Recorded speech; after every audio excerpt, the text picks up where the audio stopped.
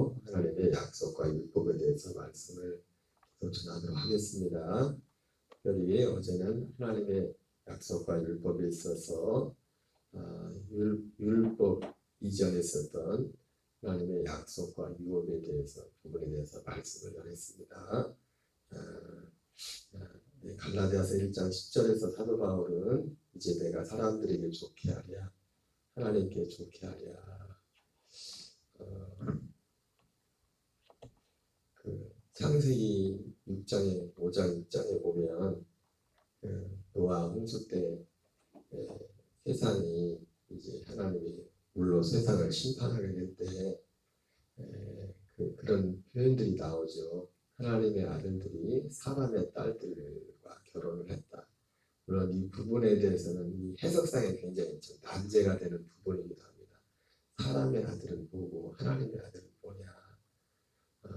그래서 어떤 분들은 하나님의 아들들, 사람의 딸들 이렇게 말할 때 하나님의 아들들을 뭐 천사라고까지 그렇게 하는 사람들도 있는데 지금 이 시간 그걸 하려는 얘기는 아니고 그건 또 말이 안 되죠. 앞뒤가 안 맞죠. 왜냐하면 예수님께서 그 바리새인 사두개인들이 예수님께 와가지고 그 부활에 대한 그런 것을 논쟁을 예수님을 시험을 할 때 예수님이 그 사두개인들한테 내가 성경도 하나님의 능력도 알지 못하고 크게 오해했다 그렇게 말씀하면서 하셨던 말씀 중에 하나가 그 나라는 하나님 천사는 그 나라는 하나님의 나라는 시집가고 장가가는 일이 없으니 그 나라는 천사와 같다.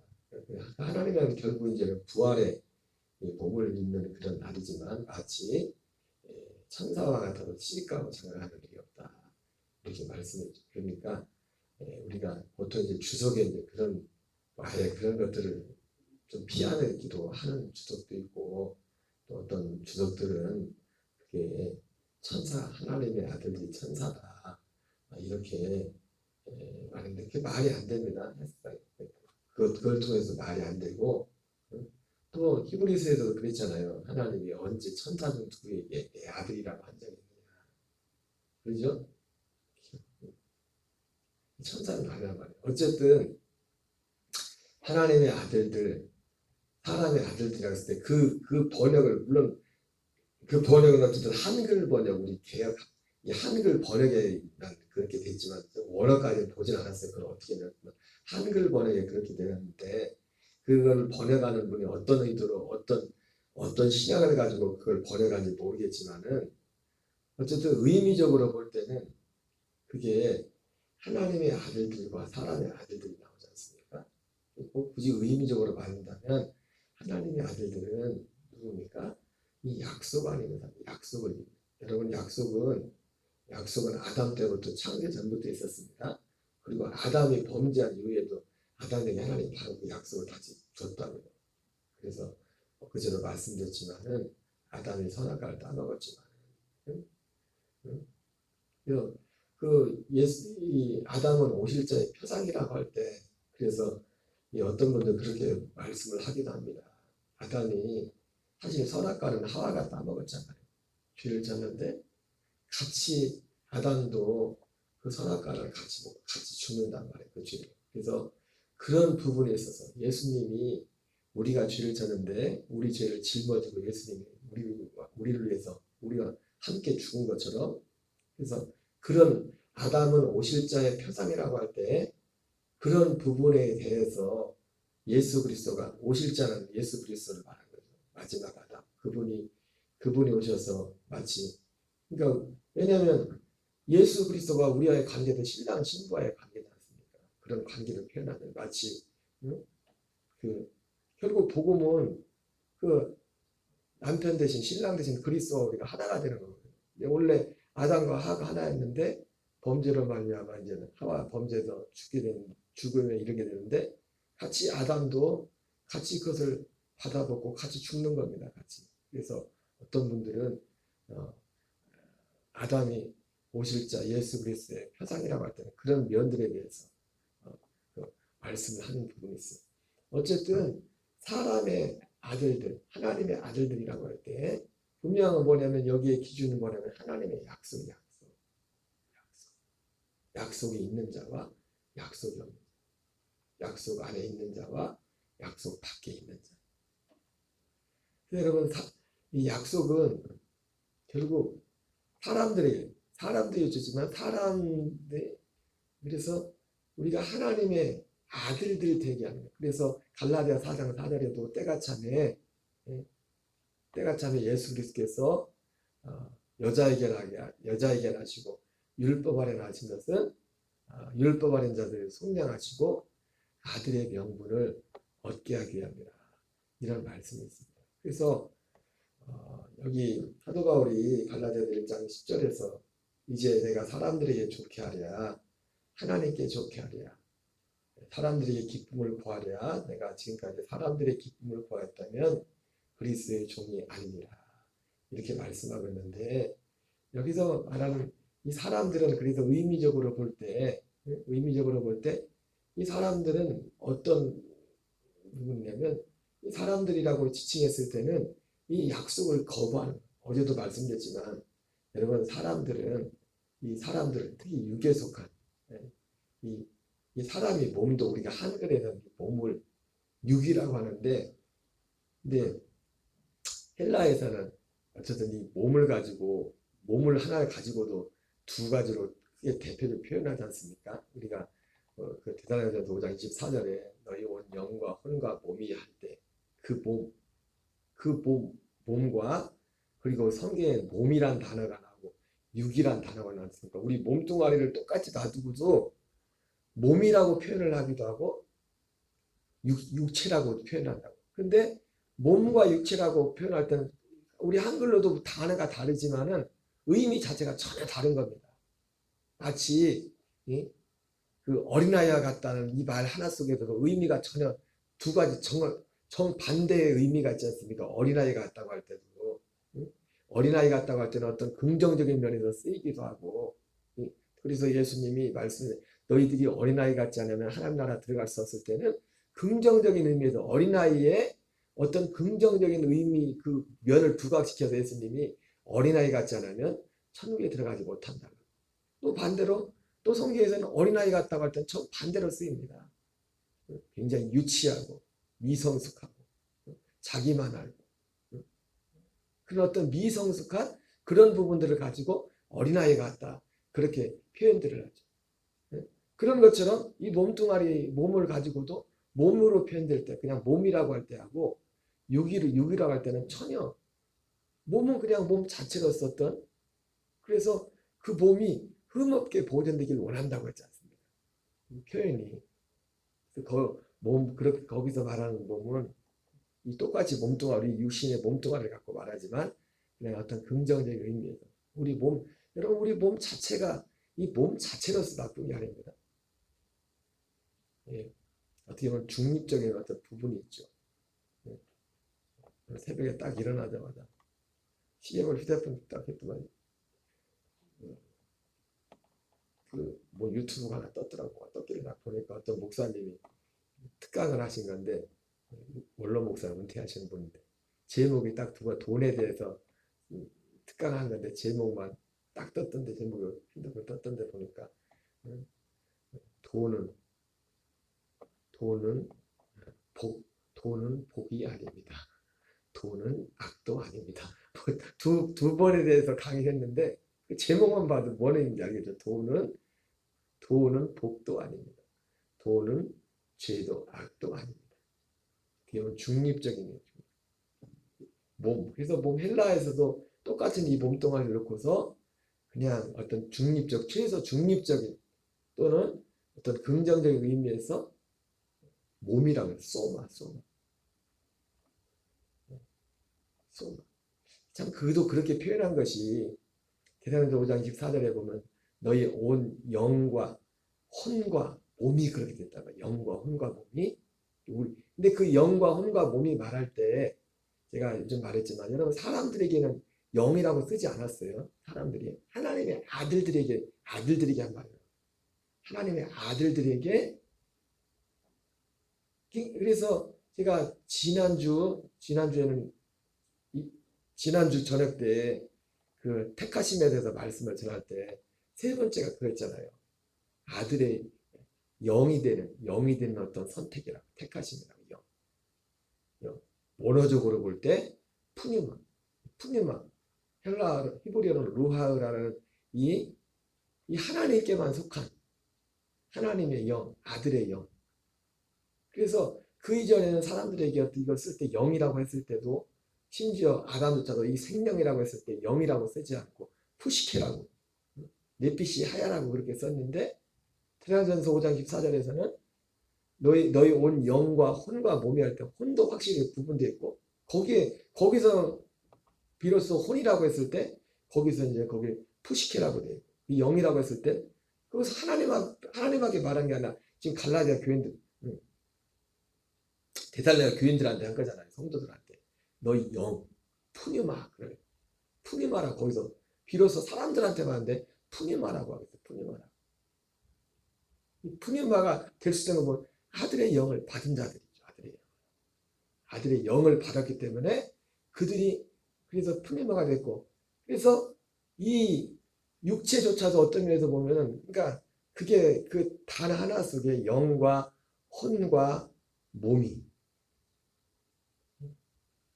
그냥 우리가 표현한다면 뭐 굳이 다른 그런 거 안 딴다면 하나님의 영이 있고 사람의 영이 있다고 우리가 이렇게 표현한다고 해도 뭐 그냥 일반적으로 의미적으로 통할지 모르겠지만, 어쨌든 내 영과 혼과 몸이 할 때 그 몸은 소마라고, 소마. 긍정적인 의미. 왜? 거기서 참 의미가 있는 것 같아요. 왜? 이 몸이라는 것이 아버지 하나님의 영이 없을 때는, 영과 무관할 때, 연결이 되기 하나님의 영과 무관할 때 그 자체가, 그래서 영을, 지금 영과 혼과 몸이 하나가 된 거잖아요. 아들이 됐을 때. 그래서 그 로마서 8장에서 육체의 생각은, 그래서 육체, 그래서 이 약속 밖에, 아직 약속 안에 들어오지 못한 이 몸뚱아리는 그냥 육체라고 말합니다. 육체. 그래서 이 육체의 생각은 하나님의 뜻에 굴복할 수 없고 하나님을 기쁘시게도 할 수 없다. 그래서 궁극적으로 사도 바울이 이 갈라디아서 1장 10절에서 내가 사람들에게 좋게 하랴, 하나님께 좋게 했을 때, 여러분, 사람들은 하나님의 약속을 싫어해요. 이 사람들이라고 할 때 결국 이 근처에 있는 게 뭡니까? 이 아직 약속 안에 들어지 못한, 약속이라는 것 자체가 하나님의 생명에 관한 것이기 때문에, 하나님의 영에 관한 것이기 때문에, 특별히 죄 아래 죄의 몸이 된 선악과를 선택한 사람들에게 있어서는 이 하나님의 이 약속이 로마서 8장 말씀처럼 거기에 굴복할 수 없고, 그 뜻을 기뻐하지도 않고 그런다고 이렇게 말씀하고 있는 겁니다. 그래서 사도 바울이 지금 사실 갈라디아는 교회는 율법과 복음에 대해서 이렇게 대조하는 거지만, 그래서 사실은 이 갈라디아서에서 오늘 말씀하는 것이, 약속이라는 것이 율법 이전에 있었던 약속과 유업에 대해서 이렇게 말씀하고 있는데, 결국 복음은 하나님의 이 약속이라는 거예요. 그리고 그 약속은 갈라디아 표현으로 말하면, 사도 바울이 그 표현으로 말하면 아들의 명분을 얻는 것이다. 하나님의 약속을 우리가 아들의 명분을 얻는 것이다. 아들의 명분을 얻는다는 것은, 우리는 그 전까지 너무 이 하나님의 아들이 된다는 것을 너무 가볍게 생각했어요. 너무 가볍고 굉장히 쉽게 생각을 했어요. 그러나 아들의 명분을 얻는다는 것은, 또 그래서 갈라디아 4장에서는 이 약속을 아들의 명분을 얻는 것이다. 그리고 갈라디아서 6장 마지막 끝날 때는 오직 새로 지으심을 받는 것뿐이다. 약속. 사람들은 이걸 싫어해요. 그래서 항상 두 가지 방향으로 간다. 육체에 속한 것은 극과 극으로. 여러분, 철학도 그렇고요. 철학이라는 것도 어쨌든 사람들에게 난 거잖아요. 그죠? 그리고 모든 종교들도 두 가지 방향으로 간다. 심지어 교회 안에서조차도 예수 이름을 부르면조차도 이 약속 밖에서는 항상 두 가지 모양으로 간다고요. 그 두 가지 모양이 뭐라 했습니까? 고대 철학으로 치면은 금욕주의, 하나는 금욕주의로 가든가 극과 극으로 갑니다. 금욕주의로 가든가 하나는 또 뭐로 갑니까? 쾌락주의로 가는 거예요. 쾌락주의. 근데 이것이 신앙으로 들어오면은 교회 역사 가운데 어떻게 들었어요? 금욕주의는 율법주의로 가는 겁니다. 율법을 행함으로 구원을 받는다. 그러나 여러분 복음은 그것이 아니라 이 율법을 행함으로 구원을 받는 게 아니라 율법은 육체에 상관된 것. 율법도 필요합니다. 육체의 이 물질 세계를 유지하려면 율법이라는 것은 선하고 의롭기 때문에 필요합니다. 그러나 그래서 이 율법을 행함으로 구원을 받는다고 하는 율법주의로 가고 또 반대로 쾌락주의로 나온 대표적인 것 중에 하나 뭡니까? 영지주의가 같은 영지주의. 영지주의는 뭡니까? 어떻게 보면 쾌락주의를 육신의 어떤 쾌락 본능을 그대로 그냥 인정하는 거죠. 그래서 그들이 영지주의들이 자들이 주장하는 거 뭡니까? 육체는 악하고 영은 선하다 이렇게. 여러분 참 이게 우리 그럴듯한 말 같지만 우리는 알죠 이제는. 여러분 육체는 선하고 영은 영은 선하고 육체는 악한 그게 아닌가? 그 유언론이 아니에요. 영도 선한 영이고 악한 영이 있어요. 선한 영이고 악한 영이 있다. 그래서 그들은 영지주의자들은 하나님도 그래서 예수님이 육체로 오신 것을 부정해요. 그 영지주의자들이 입맛에 딱 맞는 사람들이 어떤 그런 환경이 어디냐면 고린도 교회 같은 그런 곳이 거기는 그 미역하는 것이고 사람들이 여러분 그 성경에 그런 말이 있잖아요. 그 사도 바울이 그 로마에 이제 죄수의 몸으로 잡혀갈 때 풍랑을 만나가지고 이제는 그 사람들이 이제 배를 타고 가야 되는데 배를 이제 요즘도 그렇지만 여러분 겨울에는 바다가 무섭잖아요. 이 바람이 온데 어떻게 바뀔지 몰라. 실제로 바다에 나가시는 분들은 그걸 알아요. 겨울 바다가 얼마나 위험한지. 그래서 사도 바울이 죄수지만 사도 바울 좀 이따 가자. 이거 지금 배 다닐 때도 아닌데 근데도 그 사람들이 서둘러서 무리해서 사실 가다가 유라굴로라는 풍랑을 만나는 거예요. 왜 그 사람들이 무리해서 가려고 하냐면 가야 이제는 또 그들이 가고자 하는 어떤 목적지 향해 가야 거기에 즐길 게 많거든.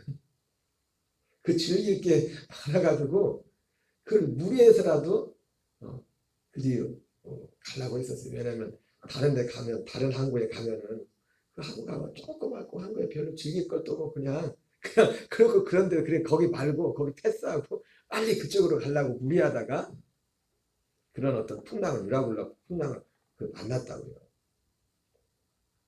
그러니까 고린도라는 그것 자체가 한국어 그런 문화적인 그런 환경에서 정말 즐길 게 많고 육신적으로 그런 게 많은 도시였단 말이에요. 그들에게 있어서 어떤 영지주의적인 것은 굉장히 매력적인, 모르긴 몰라도 아마 그 고린도 교회에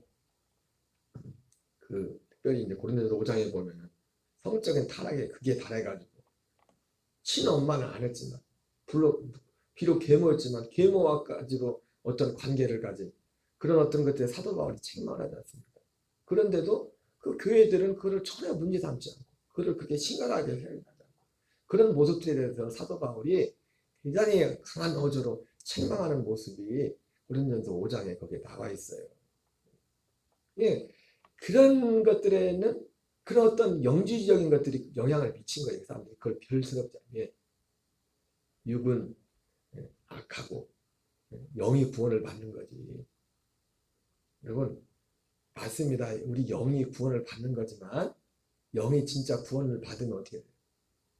영이 구원을 받는 과정이 어떠냐면 첫째 것이 폐하진 다음에 그리스도와 함께 장세된 다음에 생명이 오는 거잖아요. 생명과 복음은 하나님의 약속이다. 그래서 이 사람들은 이 약속은 하나님의 생명이란 말이에요. 하나님의 생명 약속 받게 되는 것은 항상 철학에서도 두 가지로 금욕주의 아니면은 쾌락주의. 어렸을 때 교육이 그래 중요한가 보죠. 공부 많이 한 사람이 아닌데 어렸을 때 학교 다닐 때 그냥 지나가면서 들었던 걸 그게 연기가 남아 있는 거예요. 많이 아는 게 아니라. 금욕주의, 스토아, 쾌락주의, 에피쿠로스 아빠. 한 번쯤 들어봤죠 그냥 지나가다가. 그게 그대로. 그러니까 교회 안에도 사람들, 하나님의 아들들이 되지 않은 사람들은요. 두 가지 모양이에요. 신앙생활. 예수 이름을 부르면 금욕주의. 그래서 항상 제가 자주 하는 말이 예수 믿으면서도 유대인들처럼 신앙생활하는. 우리 진짜 유대인들은 그렇게 하나. 진짜 유대인들은 약속을 믿지. 약속을 믿지 않는. 그런 율법주의적으로 예수 믿는 유대주의. 그런 소위 예수 믿는 분들이 그런 분들이 있고 또 반대로 은혜라는 것이 은혜를 아예 구원파적으로 영지주의 구원파가 어떻게 보면 영지주의적인 거거든요. 구원파. 그래서 이 육체로 죄를 범하는 이런 것들은 별로 대수롭지 않게 되고 우리는 어차피 죄사함 받았다. 뭐 그런 식으로 해가지고 그렇게 그 어떤 우리의 육신의 어떤 소욕이나 이런 것들을 그냥 합리화시키는. 우리는 육체는 어차피 그럴 수밖에 없다. 예, 육체는 그럴 수밖에 없죠. 그래서 하나님 우리에게 복음을 준 겁니다. 그리스도와 함께 이 죽음의 멸하면서 이 육체의 문제를 죄의 몸을 멸하고 그리스도의 생명으로 살게 하는 이 약속을 하나님 우리에게 준 거예요. 그래서 어디를 가든지 간에 진짜 복음이 전할 때 사람들은 싫어했어요. 사도 바울이 갈라디아 1장 10절에도 내가 사람들에게 좋게 하랴 하나님께 좋게 하랴 했을 때 지금 율법을 가지고 율법주의를 가지고 들어와 있는 갈라디아 교인들을 흔드는 그들을 향해서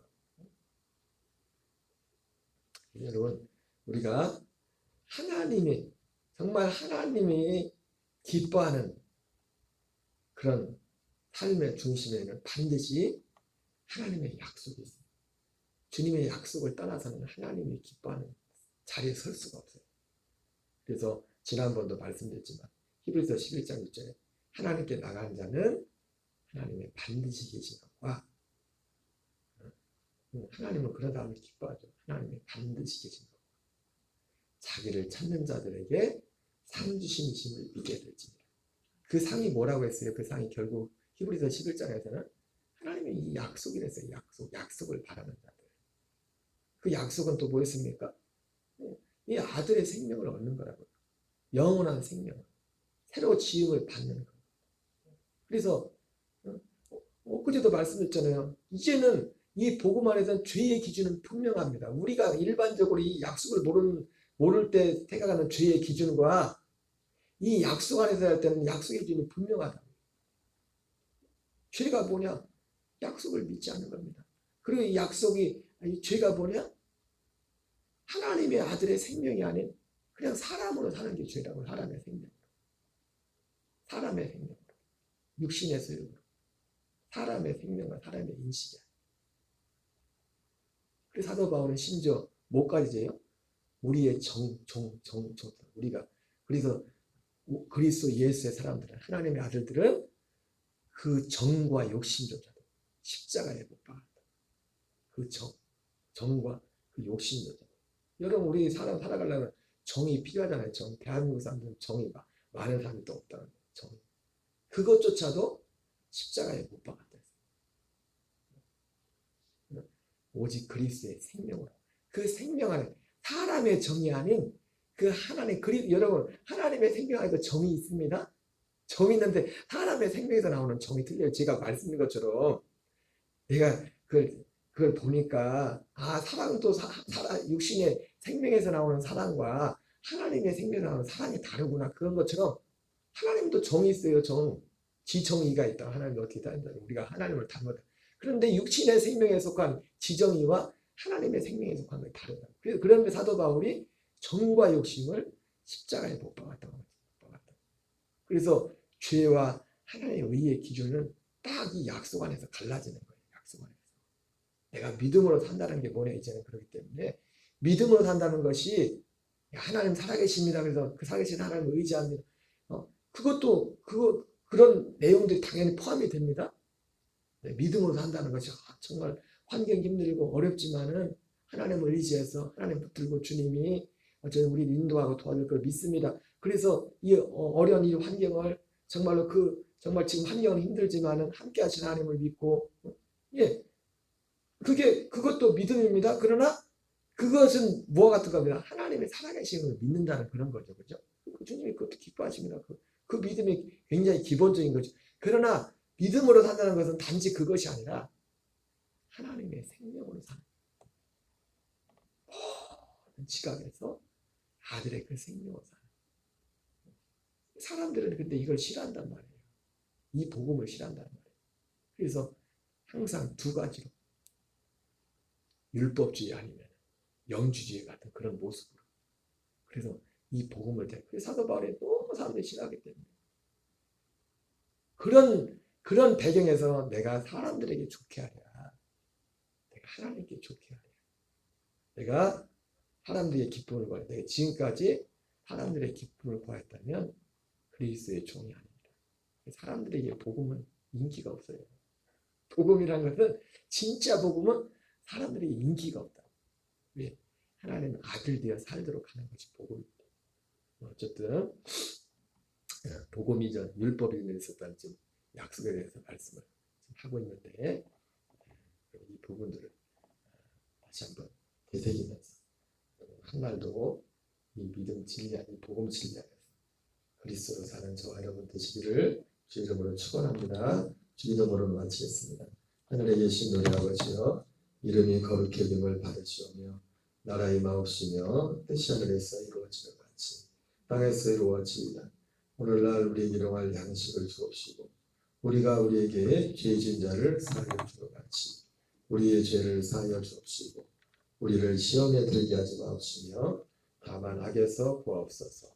대개 나라와 권세와 영광이 아버지께 영원히 싸움나이다.